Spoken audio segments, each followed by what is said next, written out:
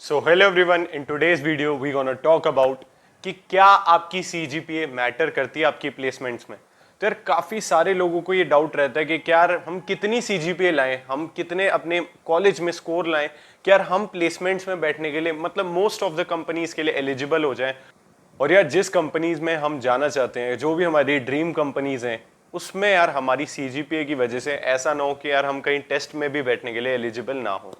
तो यार आज की इस वीडियो में हम पूरा जानेंगे इस पूरे इनसाइट के बारे में कि आपकी CGPA क्या मैटर करती है आपकी पूरी प्लेसमेंट्स में। और you can trust me on that because I am the current placement coordinator at department of computer science MCA। तो यार आज की पूरी वीडियो लास्ट तक जरूर देखना और अपने दोस्तों के साथ जरूर शेयर करना, क्योंकि आज की इस वीडियो में आप कुछ ना कुछ नया जरूर जानोगे अपनी CGPA के बारे में।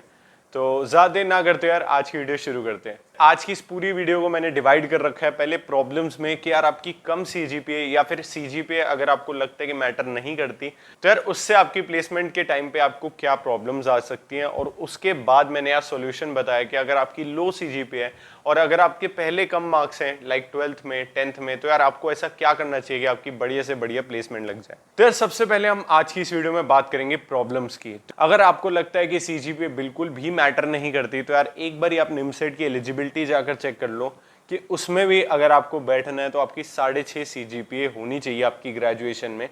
तो इससे आपको पता लग गया होगा कि CGPA की क्या इंपॉर्टेंस है। और जितने लोग कहते हैं कि CGPA और कॉलेज के मार्क्स बिल्कुल भी मैटर नहीं करते, तो ऐसा बिल्कुल गलत है। मतलब बिल्कुल गलत तो नहीं है, लेकिन हाँ काफी हद तक गलत है ये बात। उसके बाद यार अभी तक कैंपस में जितनी भी कंपनीज आई हैं उसमें से मैं आपको कह सकता हूँ कि 75% कंपनी 75 to 80% कंपनीज में CGPA मैटर करती है।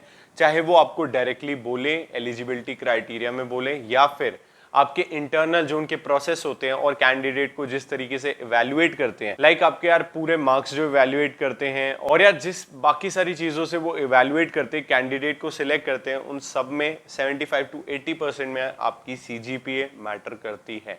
So in the meanwhile I just want to share कि यार गीक्स फॉर गीक्स ने कोडर्स के लिए और प्रोग्रामर्स के लिए बहुत ही बड़ा फेस्टिवल कंडक्ट करा है अक्टूबर में। तो यार यहाँ पर आप देख सकते हो इस वेबसाइट पे कि गीक्स फॉर गीक्स ने कंडक्ट करा है 19 अक्टूबर से लेके 25 अक्टूबर में गीक वीक। और इसमें अब क्या होने वाला है अभी मैं आपको सारा बताने वाला हूँ, बहुत ही ज़्यादा एक्साइटिंग होने वाला है। तो यार अब आपके मन में डाउट आ रहा होगा कि गीक वीक है क्या। तो यार गीक वीक एक ऐसा फेस्टिवल है जिसमें हर कोडर को हम सेलिब्रेट करते हैं, हर कोडर सेलिब्रेट करता है प्रोग्रामिंग एंड कोडिंग को। और यहाँ पर यार बेसिकली आप बहुत सारी चीज़ें सीख सकते हो, बहुत सारे कंपटीशन में पार्ट ले सकते हो और बहुत सारे कोर्सेज पे बहुत ही ज़्यादा हैवी डिस्काउंट पा सकते हो। तो यार यहाँ पर जो सबसे पहला इवेंट होने वाला है वो है गीक एरिना। यहाँ पर आपको जाना है और पार्टिसिपेट करना है। ये भी एक कोडिंग कंपटीशन है और बहुत ही ज़्यादा इंटरेस्टिंग है।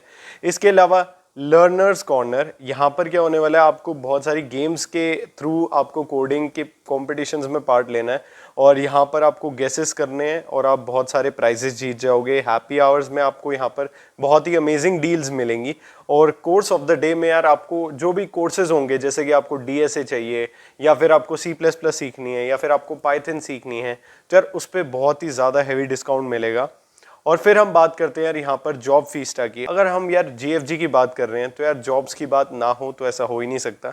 GFG के जॉब पोर्टल पे बहुत सारी जॉब्स अवेलेबल हैं, आप जाकर वहाँ पर अप्लाई कर सकते हो। इसके अलावा super saver for super learners, तो यार यहाँ पर जो भी इंटरव्यू प्रिपरेशन कर रहे हैं या फिर गेट के एस्पिरेंट्स हैं या फिर लाइव कोर्सेज से लाइक वेब डेवलपमेंट सीखना चाहते हो या फिर अगर आप 11th या 12th क्लास में और अगर आप कोडिंग सीखना चाहते हो, तो यार यहाँ पर सब चीज़ें होने वाली है। आप ज़रूर जाके चेकआउट करो इनकी वेबसाइट पे। इसके अलावा यार काफ़ी सारे स्टूडेंट्स होते हैं जिनका यार बैकग्राउंड थोड़ा वीक होता है और वो कोडिंग कोर्सेज लेना तो चाहते हैं लेकिन उसे अफोर्ड नहीं कर पाते, तो यार are you the chosen one आप ही के लिए। इसके अलावा एरर 404, तो यार ये एक बहुत ही अमेजिंग कॉम्पिटिटिव प्रोग्रामर्स के लिए इवेंट है। तो यार जरूर जाके गीक्स फॉर गीक्स की गीक वीक को जरूर चेकआउट करो और यहाँ पर जाके रजिस्टर करो। All the relevant links are given in the description box. फिर यार हम बात करते हैं माइक्रोसॉफ्ट की। माइक्रोसॉफ्ट, गूगल, Amazon को छोड़ दो, उसकी CGPA क्राइटेरिया थोड़ा लो है इन बाकी सबसे। और भी जो बाकी सारी कंपनीज हैं लाइक एटलासियन, आर्सेजियम, ये जो सारी बिग टॉप टेक कंपनीज आती हैं MCA के लिए और बाकी सारे BTech कोर्सेज के लिए, तो यार इनकी जो सीजीपीए का क्राइटेरिया, स्पेसिफिकली अगर मैं बात करूं माइक्रोसॉफ्ट की, तो यार उसकी सीजीपीए ऑफ कैंपस अगर आप अप्लाई करते हो तो 8 सीजीपीए होती है। और कभी कभार इन केस कि कोई जिनके लिए कम ओपनिंग्स होती है जिन जॉब पोजीशन के लिए, तो यार उसकी सीजीपीए का क्राइटेरिया होता है 8.5। यार सेकेंड सेमेस्टर था मेरा जिसमें मेरी सीजीपीए थी अराउंड 7.5 और मुझे अप्लाई करना था माइक्रोसॉफ्ट के लिए और मैं नहीं कर पाया क्योंकि उसमें सीजीपीए क्राइटेरिया था 8 सीजीपीए। तब मुझे जाके पता लगा कि यार सीजीपीए की कितनी इंपॉर्टेंस है कि हाँ यार अगर मुझे 40 लाख की कंपनी के लिए जॉब करनी है, मुझे उसका टेस्ट देना है, तो यार मेरी सीजीपीए पहले कॉलेज की सुधरी होनी चाहिए, उसके बाद ही जाके मैं वहां पर अप्लाई कर पाऊंगा। तो इससे आपको पता लग गया होगा कि अगर आप टॉप टेक कंपनी जिनका पैकेज 40 लाख 50 लाख होता है उसके लिए यार आपकी सीजीपीए कितनी मैटर करती है, आपको पता लग गया होगा इस एग्जाम्पल से। जो यार मोस्ट कंपनीज आती है आपकी ऑफ कैंपस या फिर ऑन कैंपस कंपनीज, तो यार उनकी सीजीपीए जो क्राइटेरिया होता है अराउंड 7 से 7.5 सीजीपीए होता है। तो यार आपकी जो पूरी कॉलेज लाइफ है, चाहे वो ग्रेजुएशन हो चाहे वो पोस्ट ग्रेजुएशन हो, पोस्ट ग्रेजुएशन में थर्ड सेमेस्टर तक ही मैटर करता है क्योंकि 3 ईयर कोर्स है एमसीए। तो यार उसमें आपकी सीजीपीए अराउंड 7 से 7.5 सीजीपीए अगर हो तो यार आप मोस्ट ऑफ द कंपनीज के लिए एलिजिबल हो गए। तो यार 8 एंड अबव सीजीपीए के लिए एम करना है आपको अपनी कॉलेज लाइफ में, तो उससे क्या होगा कि यार आप मोस्ट ऑफ द कंपनीज के टेस्ट के लिए तो एटलीस्ट बैठ पाओगे। इसके अलावा एक और इनसाइट प्लेसमेंट का कि यार अभी आपको ये पता नहीं लगेगा, लेकिन जब आप टेस्ट दे रहे होगे और आपका टेस्ट बढ़िया गया होगा कंपनी का और आपकी सीजीपीए 6 है और उस कंपनी के लिए लेकिन आप एलिजिबल थे, लेकिन एक और कैंडिडेट है, मान लो कि मेरी सीजीपीए 8 थी और हम दोनों के इक्वल मार्क्स है और उस कंपनी में सिर्फ और सिर्फ 3 पोजीशंस हैं, तो ऑब्वियसली वो कंपनी 8 सीजीपीए वालों को लेगी और 6 सीजीपीए वालों को रिमूव कर देगी। 70% केसेस में यही मैंने ऑब्जर्व करा है और मेरे दोस्त जिनकी कम सीजीपीए है उन्होंने भी यही ऑब्जर्व करा है। और अगर किसी को लग रहा हो कि मैं झूठ बोल रहा हूँ और मैं कम सीजीपीए वालों को डराना चाहता हूँ, तो उससे मुझे कुछ हासिल नहीं होने वाला है यहाँ पर। लेकिन जब आप प्लेसमेंट में बैठोगे आपको पता लगेगा, पहले यार आप इतने क्राइटेरिया पास करके ऊपर गए हो और उसके बाद 6 सीजीपीए होने की वजह से आपका पेपर सही गया, लेकिन आपको उन्होंने बोला कि हाँ यार हम सारे मार्क्स कंसिडर कर रहे हैं, दूसरे कैंडिडेट ने ज्यादा बेटर परफॉर्म कर रहा है। वो कभी भी आपको स्ट्रेट आंसर नहीं देंगे, लेकिन ऐसा जरूर होता है और ये आप आगे फेस करोगे। इसके अलावा एक और जो प्लेसमेंट में आप देखोगे चीजें जो कि सीजीपीए से आपके मैटर करेगी, वो ये है कि अगर कंपनी में 5 ओपनिंग्स हैं, वो आपको कभी नहीं बताएगी मोस्ट ऑफ द केसेस में कि वो 5 ओपनिंग पोजीशंस के लिए आ रही है और आपसे ऊपर भी और सीजीपीए वाले और कैंडिडेट हैं और सबका एक जैसा ही टेस्ट गया है, जो भी उनका ओए होता है एक जैसा ही टेस्ट गया है, लेकिन वो सिलेक्ट करेगी उन टॉप सीजीपीए वाले बच्चों को। लेकिन हाँ, वो पहले कभी नहीं बताते कि वो सारे मार्क्स कंबाइंड देखेंगे और जब रिजल्ट देते हैं तो उसमें आपको पता लगता है कि यार हाँ मेरी तो 6 सीजीपी थी, मेरा टेस्ट बढ़िया गया था लेकिन मेरा नाम नहीं आया।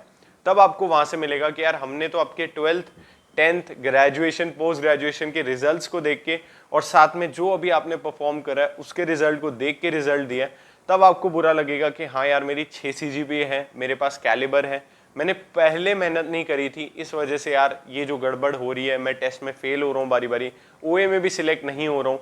ये सारी चीजें भी आपको यार फेस करनी होगी उस टाइम पे कि हाँ यार आपकी सीजीपीए से आपके सिलेक्शन का जो क्राइटेरिया है वो कम होता जाएगा। इसके अलावा यार कुछ कंपनीज होती है बहुत मिनिमल, मान लो कि यार 10 to 20% कंपनीज जो कि अच्छा पैकेज देती है 13-14 लाख, वो यार आपके 10th के मार्क्स आपके 12th के मार्क्स दोनों को देखती है। लेकिन हाँ यार आपको उसकी टेंशन लेने की जरूरत नहीं है, आपको सिर्फ अपनी पोस्ट ग्रेजुएशन जो भी आप डिग्री कर रहे हो या फिर अगर आप ग्रेजुएट में हो उसके बाद जॉब के लिए जा रहे हो, तो आपको अपनी सीजीपीए 7 to 8 सीजीपीए मिनिमम आपको यहाँ पर अपनी मेंटेन करनी होगी, तभी यार आप मोस्ट ऑफ द कंपनीज के लिए एलिजिबल होगे।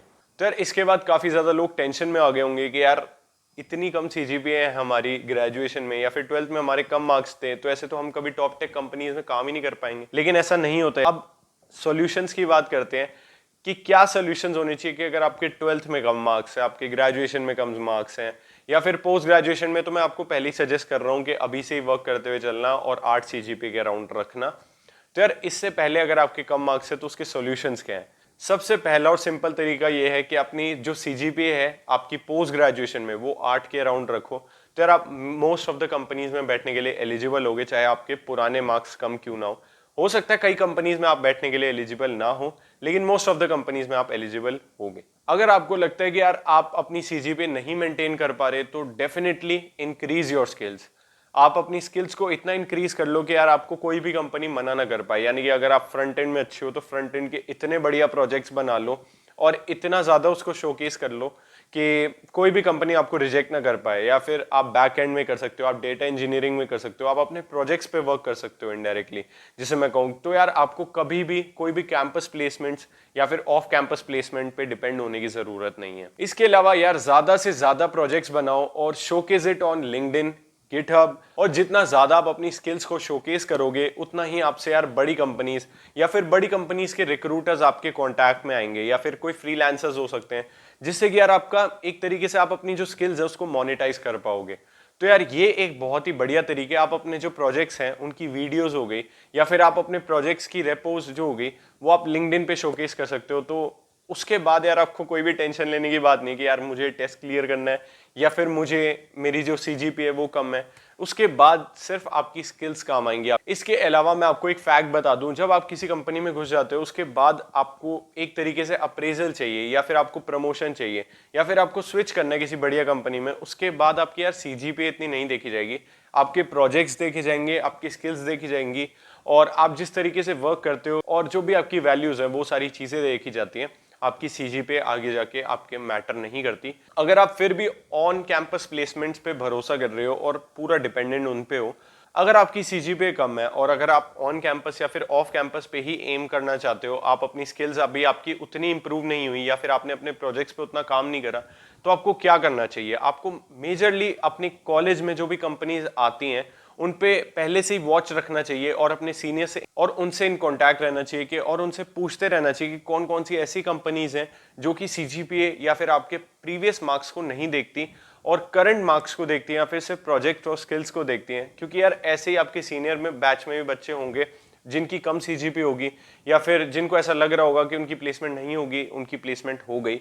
तो आप अपने सीनियर्स के कांटेक्ट में रह सकते हो, जो भी ऐसी कंपनीज आती हैं उन पे पहले से ही वॉच रख सकते हो। तो यार यही सारे सॉल्यूशंस हैं। अगर आप इन सारे सॉल्यूशंस को फॉलो करोगे तो डेफिनेटली जो आपकी प्रॉब्लम है वो आपको नहीं लगेगी at the time of placements. और ये इसकी मैं गारंटी दे सकता हूँ आपको, जब आप अपनी प्लेसमेंट के टाइम पे बैठोगे और तब आप आके इस वीडियो पे कमेंट कर सकते हो कि हाँ, जो भी आपने सॉल्यूशंस बताए वो डेफिनेटली हेल्पफुल थे और आपकी प्लेसमेंट में जरूर काम आएंगे। तो यार अगर आपको ये वीडियो अच्छी लगी हो तो अपने दोस्तों के साथ जरूर शेयर करना and do give it a big thumbs up. और अगर अभी तक आपने मेरे चैनल को सब्सक्राइब नहीं करा है तो सब्सक्राइब कर देना। आगे आने वाली वीडियो बहुत ही ज्यादा यार इंपॉर्टेंट होने वाली है और आपकी प्रोडक्टिविटी को डेफिनेटली इंप्रूव करेगी। तो यार आज की वीडियो में इतना ही। Thank you so much.